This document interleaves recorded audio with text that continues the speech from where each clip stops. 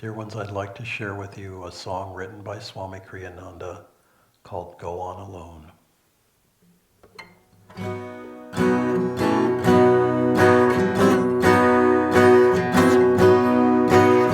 Some men call it progress, down with those who doubt.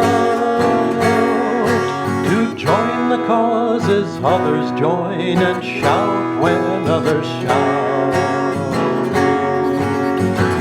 You're a man, no passive stone. Stand up and call your soul your own. Go on alone, go on alone. Banish weakness, go on alone. Go on alone, go on alone. Don't look back, just go on alone.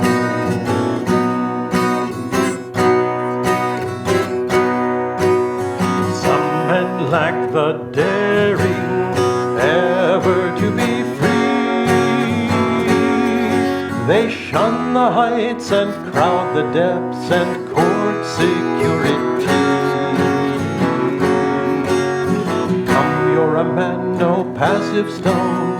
Stand up and call your soul your own. Go on alone, go on alone. Banish weakness, go on alone. Go on alone, go on alone. Don't look back, just go on alone.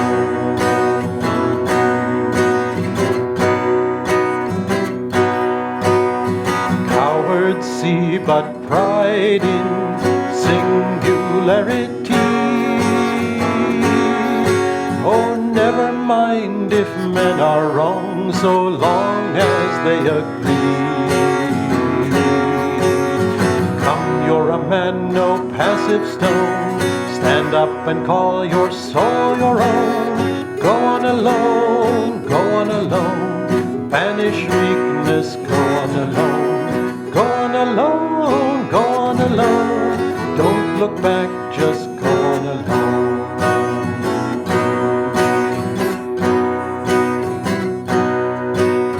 Claim the power within you, error to defy. Change or disappear, but truth can never die. Come, you're a man, no passive stone. Stand up and call your soul your own. Go on alone, go on alone. Banish weakness, go on alone. Go on alone, go on alone. Don't look back, just go on alone.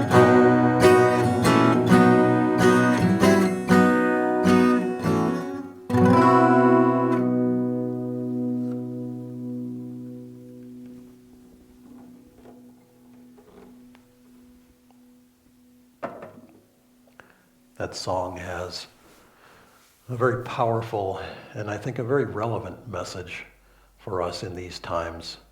And I wanted to talk a little bit about the song, but I also wanted to talk about the broader theme of the music that Swami Kriyananda wrote. And this is something that I think we could explore in several videos. But this particular song touches on a truth, obviously. The original name of the song was Truth Can Never Die, and then later he retitled it as Go On Alone. But he is saying, in fact, he's really telling us that truth itself is demanding that we look within, that we look inside of ourselves to find reality, to find the deep truth that is our own nature. Referencing something Christ said in the Bible, you will know the truth, and the truth will make you free. That truth is not just a fact.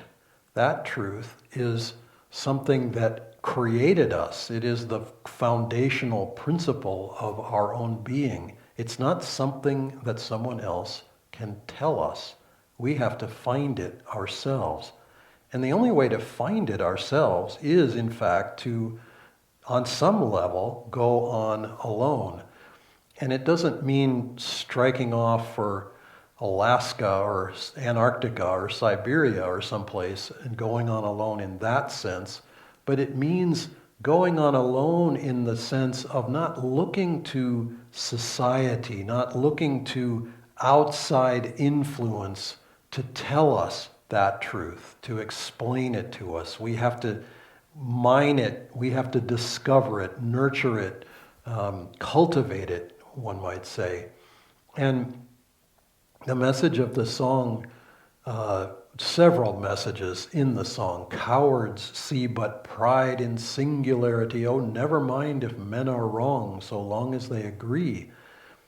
I think some people mistake him suggesting that we should all just agree, even if we're wrong. We should all go there together and be wrong together. Of course not. He's saying, come, you're a man, no passive stone. Call your soul your own. Claim the truth that is inside of you and know it. And if other people agree or if they disagree, at least you will know the truth for yourself. But then, of course, and this song was one of the first that he ever wrote, of course, then he goes on in other songs to give a much more sharing kind of view. But this one is fairly stark. This one is fairly black or white. It's saying, unless and until you go within, you're not qualified to know the truth, because you'll be looking under every rock. You'll be looking, to what other people say, other people's thoughts, the society, the magazines, the advertisements, the other messages, that other priorities, I guess would maybe be a better way to put it. And so here in these times, which involve a certain amount of uncertainty, a certain amount of challenge, a certain amount of opportunity, really is maybe a good way to put it, we don't know what the future will bring. And it's fascinating to look back over years and think to some of the talks that Swamiji gave, and how we would be facing, at the time, uncertain times. I remember around the time of, in 1991, when the Gulf War began in the Middle East. And it was a shocking development. It was a big deal. And I remember Swamiji addressed everyone, and he very cogently, very thoughtfully said, we live in uncertain times, but the age that we're in is an ascending age. We're growing into a higher consciousness gradually. But he just also made the point, or reinforced the point to us, find the truth within and serve other people with that truth. Which is to say, be respectful of the truth that other people find inside of themselves. In a sense, Ananda, the organization that we are a part of, is dedicated to the principle of going on alone, which may sound kind of like a contradiction in terms. How can you go on alone in an organization? But we're going on alone together. We're going on alone, finding truth inside of ourselves, recognizing truth in each other, and encouraging the development, the awakening of that truth. Some men lack the daring ever to be free. They shun the heights and crowd the depths and court security.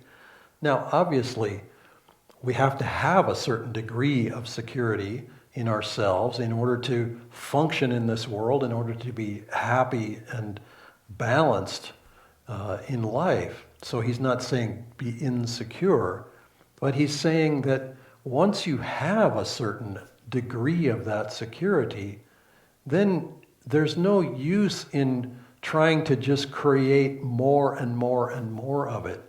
I've often noticed that in the lives of many successful people, they achieve a certain level of material success in their lives by achievement in business, by achievement in sports perhaps, or the arts, movie career, something like that, entertainment of some kind. And then what happens? They don't sort of know where else to go with it. So they end up going on and on and on in that vein, endlessly past the point where it represents growth for them. Initially, it represented growth, it represented an upsurge of creativity, etc. But later on, not so much. And so in our lives, we have to look for the truth, which will always be challenging to us. Both the looking for it will be challenging, and when we perceive it, to the degree that we perceive it, it will challenge us. How? It will challenge us to grow. It will challenge us. It will challenge our assumptions about the world. It will challenge our own potential. It will ask us to realize a potential that we may not have thought we were able to do. I'm reminded over the years of how many times Swami Kriyananda would ask someone to do a project for which they felt completely unqualified, untrained, unable, never having done before, and he would ask them to do it, and they had to muster up the energy to go ahead and try. And in so doing, they would grow, because the job and the opportunity represented a path forward towards growth. It's not just about being good at something. It's about trying to be good at whatever it is that will help us to grow. So in these days, facing the uncertainties of these times, look within. In other videos we've talked about meditation, we'll talk about that more, but find the truth in your way and in your heart, and then find a way to express that truth, to serve with that truth, to use that truth to help other people, to find peace, to find, yes, security, to find harmony in themselves, because this is truly an opportunity. Yes, it may seem like a great challenge. Social distancing brings many challenges. The fact that we're doing these videos is a recognition of the fact that we can't be with people one-on-one or in groups like we would typically be. So we have to approach it in a different way. But all of us can serve in some way to help other people to grow, and in so doing, we will help ourselves to grow spiritually. Namaste.